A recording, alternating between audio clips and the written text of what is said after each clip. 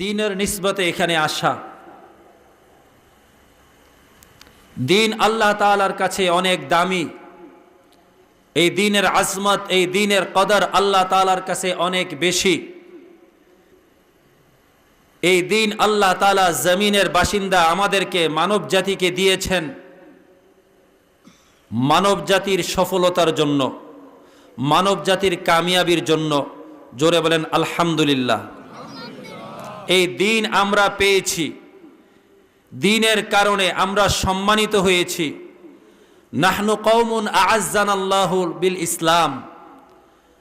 আমাদেরকে আল্লাহ তাআলা দ্বীনের কারণে সম্মানিত বানিয়েছেন, ইজ্জত দিয়েছেন, আজমত দিয়েছেন, কদর করেছেন। এই জন্য আমরা খুশি না বেজার? আবার বলি আলহামদুলিল্লাহ। দ্বীনের সম্পর্ক, দ্বীনের নিসবত যার সাথে থাকে তার কদর আল্লাহ তাআলার কাছে বেড়ে যায়, তার কদর মানুষের কাছেও বেড়ে যায়।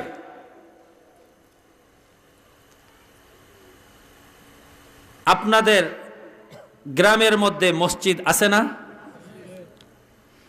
একই ইটা খোলার মধ্যে তৈরি ইট। কিছু ইট বাড়িতে ব্যবহার হয়েছে, দোতলা তিনতলা বাড়ি হয়েছে। কিছু ইট মসজিদের দেওয়ালের মধ্যে ব্যবহার হয়েছে। বাড়ির ইট আর মসজিদের ব্যবহৃত ইট উভয়ের মধ্যে পার্থক্য আছে কি নাই? জোরে বলবেন, আছে কি নাই? সম্মানের দিক দিয়ে পার্থক্য আছে। তাই মসজিদ কমিটি নির্মাণ কাজের জন্য ইট জমা করে এলাকাবাসী একটা ইটও ধরে না, কারণ এই ইটটা আল্লাহর ঘর মসজিদে লাগানো হবে। এই জন্য মসজিদকে কদর করতে যেয়া, সম্মান দেখাইতে যেয়া একটা ইটও তারা নিজের ঘরের মধ্যে লাগান না। দ্বীনের খাতিরে। কিসের খাতিরে? বাড়ির ইট চুরি করে কোনো ভয় নাই, মসজিদের ইট চুরি করতে ভয় পায় কি পায় না? আবার কেহ যদি এই মসজিদগুলির মধ্যে, অনেক মসজিদের দেওয়ালের মধ্যে কর্তৃপক্ষ লিখে থাকে মসজিদের সম্মানার্থে পোস্টার এবং লেখা নিষেধ, লেখা থাকে কি না? আবার কোন কোন মসজিদের সামনে লেখা থাকে সামনে মসজিদ, জোরে হরন বাজানো নিষেধ, লেখা থাকে কি না?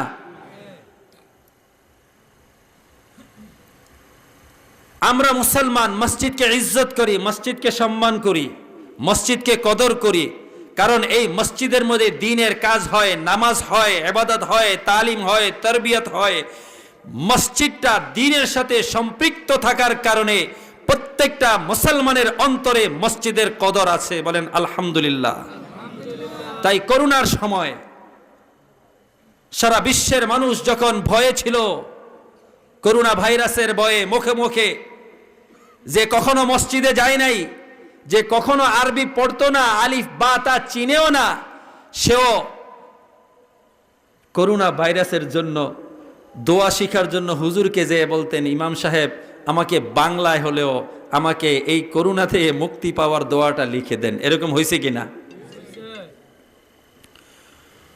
ওই সময়ের মধ্যে যখন মানুষ মরণকে ভয় পাচ্ছিল, চতুর্দিকে মৃত্যুর খবর শোনা যায়, ইন্ডিয়া, বাংলাদেশ, পাকিস্তান, বিভিন্ন দেশের মধ্যে, পুরা পৃথিবীর মধ্যে স্তব্ধ হয়ে গেছে। ওই সময়ের মধ্যেও আমাদের পাশের দেশ ভারতের মধ্যে সন্ত্রাসী মোদি, আমি আগে বলি, আমি কোনো রাজনৈতিক আলোচনা করি না।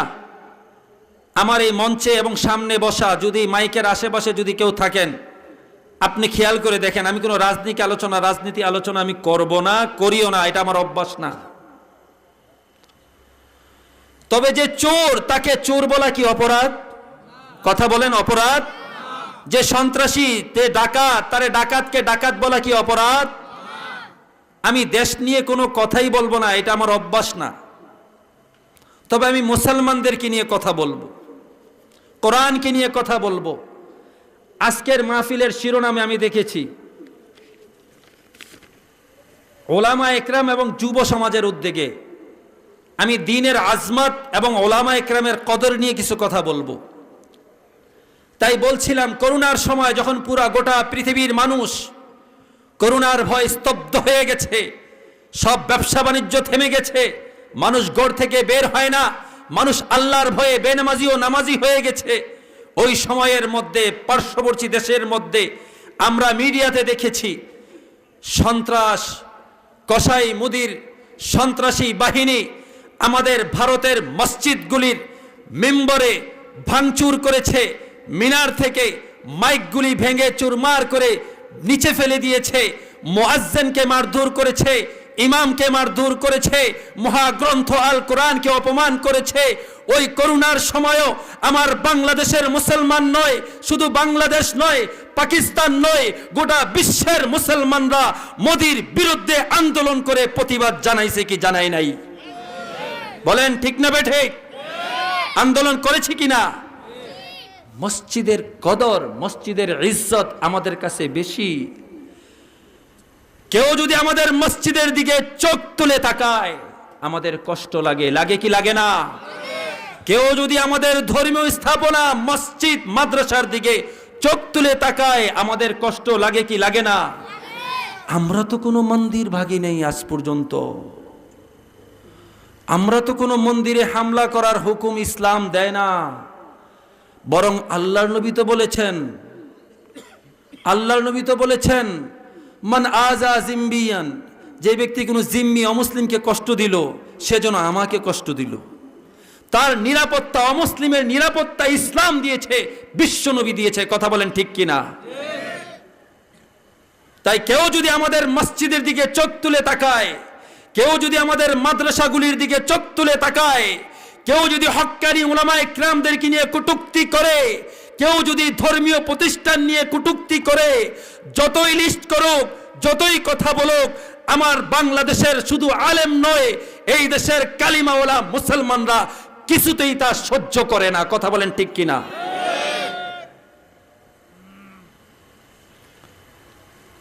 হাজরে আসওয়াদ, আপনাদের মধ্যে কে কে হজে গেছেন? কেউ আছেন? আলহামদুলিল্লাহ, কয়েকজন, মাশাআল্লাহ। এ আল্লাহ, তুমি এই মজলিসে বসা এই যারা শ্রোতা আছে, রব্বুল আলামিন তুমি সকলকে তোমার বাইতুল্লাহর জিয়ারত করার তৌফিক দাও। জোরে বলেন আমিন। যাওয়ার ইচ্ছা আছে কি নাই? জোরে বলেন আমিন। হাজরে আসওয়াদের মধ্যে চুমু দেওয়ার জন্য অনেকটা প্রতিযোগিতা করে, কিন্তু একদিন দুই দিন চেষ্টা করার পরেও হাজরে আসওয়াদকে চুমে দেওয়া যায় না, কষ্ট হয়, এতটা ভিড় হয়।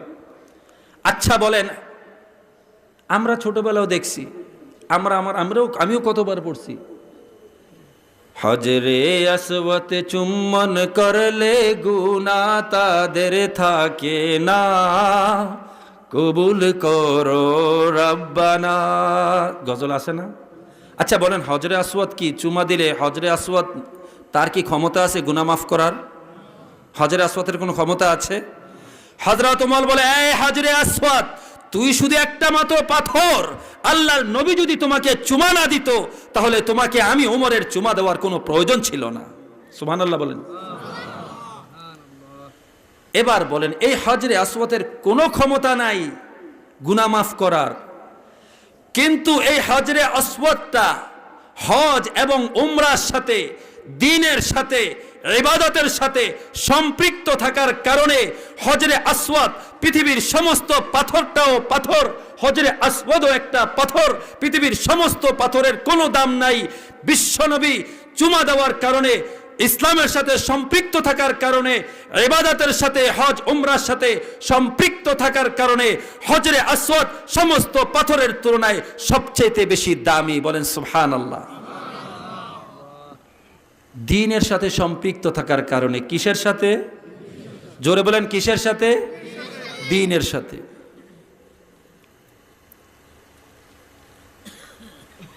হযরত বিলাল রাদিয়াল্লাহু তাআলা আনহু, হযরত বিলাল একজন হাবশী গোলাম, এক কাফেরের গোলাম। কাফেরের গোলাম জুলুম অত্যাচার হযরত বিলালের উপরে চলেছে। এই বিলাল একজন কাফেরের গোলাম ছিল ঠিক, কিন্তু দ্বীনের সাথে সম্পৃক্ত থাকার কারণে যখনই বিলাল লা ইলাহা ইল্লাল্লাহু মুহাম্মাদুর রাসূলুল্লাহ তার সম্পর্ক কালিমা পড়ার কারণে দ্বীনের সাথে যখনই হয়ে গেছে, তখন বিলালের কদর আল্লাহর কাছেও বেড়ে গেছে। কত বেড়েছে, কত বেড়েছে, পৃথিবীর জমিনে সর্বপ্রথম মুয়াজ্জিনের খেতাব পেয়েছে হযরতে বিলাল। এবং শুধু তাই নয়, বিশ্বনবী মুহাম্মদুর রাসূলুল্লাহ সাল্লাল্লাহু আলাইহি ওয়াসাল্লামের মসজিদের মুয়াজ্জিন হয়েছে।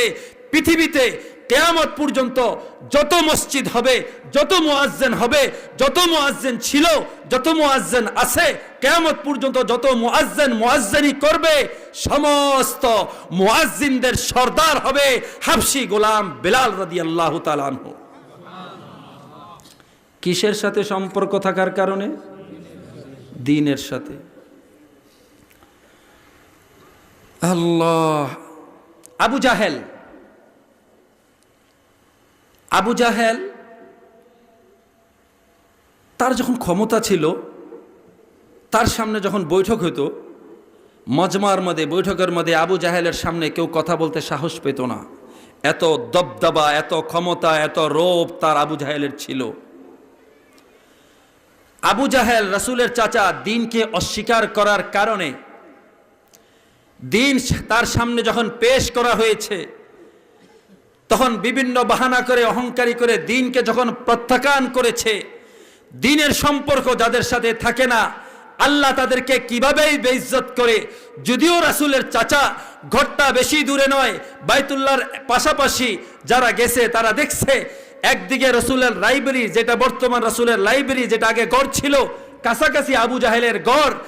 আল্লাহর দ্বীনকে প্রত্যাখ্যান করার কারণে, আল্লাহর দ্বীনকে অস্বীকার করার কারণে, দ্বীনের সাথে সম্পৃক্ত না থাকার কারণে আল্লাহ তাআলা ঘৃণা স্বরূপ কিয়ামত পর্যন্ত তাকে এতটা বেইজ্জত করেছেন যে এখন যত হাজি উমরা করতে যায়, যত উমরা করেনেওয়ালা হাজি যায়, বড় হজ করেনেওয়ালা হাজি যায়, সকলেই চেষ্টা করে একবার হলেও ঘৃণা স্বরূপ আবু জাহেলের টয়লেটের মধ্যে পেশাব পায়খানা করার। কথা বলেন ঠিক কিনা হাজি সাহেব, ঠিক কিনা? এত বেইজ্জত কেন? দ্বীনের সাথে সম্পর্ক ছিল না ছিল না? আবু লাহাব, লাহাব শব্দের অর্থ হচ্ছে আগুন। সে এতটা সুন্দর ছিল, আবু লাহাব অনেক সুন্দর চেহারা ছিল, গালের মধ্যে টোকা দিলে রক্ত ঝরবে, এরকম কিছু যুবক এরকম আছে না? আবু লাহাব অনেক সুন্দর ছিল। এই আবু লাহাব আল্লাহর হাবিব সাল্লাল্লাহু আলাইহি ওয়াসাল্লাম সাফা পাহাড়ের মধ্যে চড়ে যখন লোকদেরকে বলল, ইয়া আইয়ুহান নাস কুলু লা ইলাহা ইল্লাল্লাহ, সাফা পাহাড়ে চড়ে আল্লাহর হাবিব মক্কাবাসীদেরকে যখন বললেন, ও সাফা আমার, ও মক্কাবাসী শোনো, আমি মুহাম্মদ বলছি, তোমরা যদি বলো লা ইলাহা ইল্লাল্লাহ মুহাম্মাদুর রাসূলুল্লাহ তুফলিহুন, দুনিয়ার মধ্যেও সফল হবে, আখিরাতের মধ্যেও সফল হবে। এই কথা বলার কারণে আবু লাহাব প্রথম আসছে। আবু লাহাব বলল, তাব্বান লাকা ইয়া মুহাম্মদ ওয়ালিহাযা জামাআতানা, এর মুহাম্মদ তুই ধ্বংস হ, তোর হাত ভেঙে যাক, তুই বেহুদা কথা শোনানোর জন্যই কি আমাদেরকে ডাকছিস? আমাদের সময়ের কি তোর কোনো দাম নাই? তোর হাত ধ্বংস হয়ে যাক। বলেন না নাউজুবিল্লাহ। বদদোয়া করছে আবু লাহাব আল্লাহর নবীর জন্য।